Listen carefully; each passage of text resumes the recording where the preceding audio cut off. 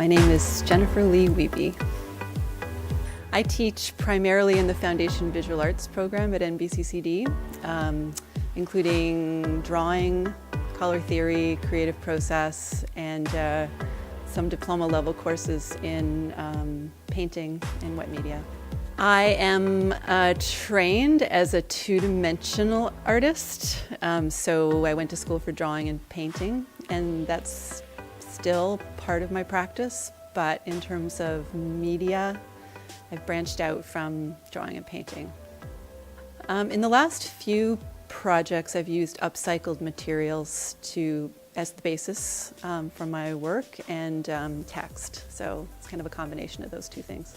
The most recent series that I completed involved vintage paint-by-number paintings that were finished by artists from the 50s and 60s.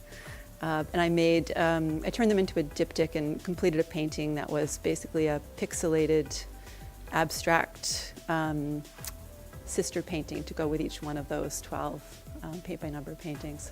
And that relates to the work that's in the corner there, the needlepoint, #needlepoint work, which is also upcycled vintage needlepoint done by somebody else that I'm reworking. This is an idea that I came up with this spring when I was at a residency in Barcelona, actually, and was listening to the news, the American president's tweets on the news. And I was working with text and language at the time with a project called Lingua Franca Spoken Here, which is what I was doing in that residency. So I was sort of meeting people and speaking to them about their use of English.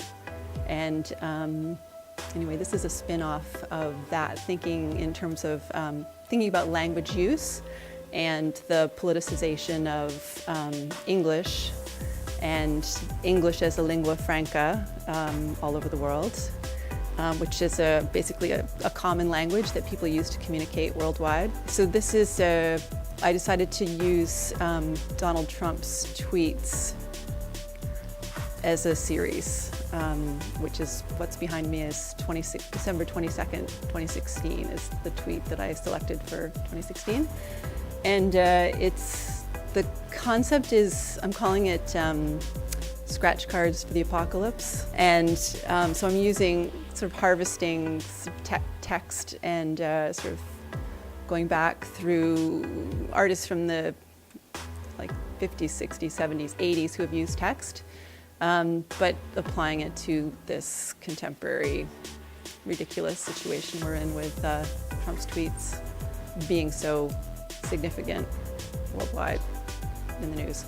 So this is 144 characters. The tweets were originally 140 characters. Now they've doubled that, right? It's 280 now, I think. So I'm selecting tweets from each year, starting in 2015, and reproducing the tweet in the 144 spaces are available for the tweet. So that's the series. And most of these will be artificial gold, but one will be real gold leaf. And then there's going to be a coating over the top of these to obscure the text. And that's the series. So I don't know if it's going to be from 2015 to 2020, or if he gets another term, there could be, 14 of these, we'll see. So at the Beaverbrook Art Gallery, I had this opportunity because of the group show Depository Park, which I'm part of. I've been the artist in residency now for almost 2 weeks. I end tomorrow.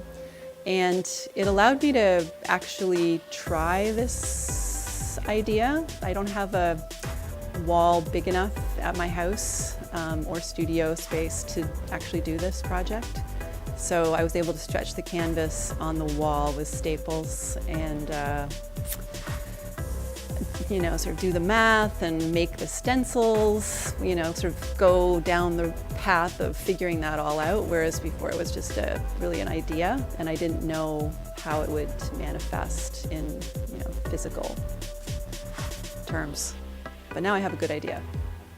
Well, in terms of influences, actually, Agnes Martin, and so her work, the white paintings that are gridded, it's a hybrid of her kind of process, because it's not a, even though I'm using stencils, it's not a stenciled process. The process is meditative, and I'm up there, painting each letter in the grid, so it's a much slower and thoughtful process than spray paint, for example.